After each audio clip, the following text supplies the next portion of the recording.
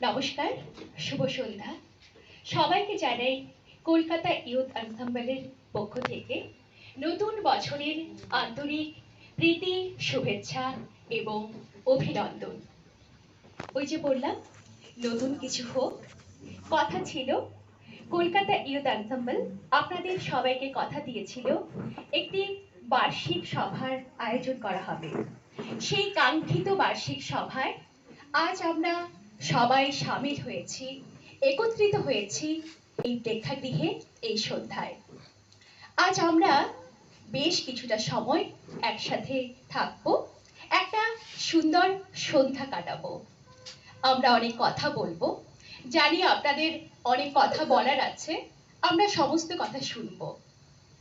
তবে যে কোনো শুরুই আমরা চাই শুভ হোক, সুন্দর হোক। কিন্তু আমাদের এই নতুন বছরের শুরুতেই কোথাও যেন এক বিষাদের সুর বেজে উঠেছে। আমরা মাত্র কয়েকদিন আগেই হিন্দুস্তানি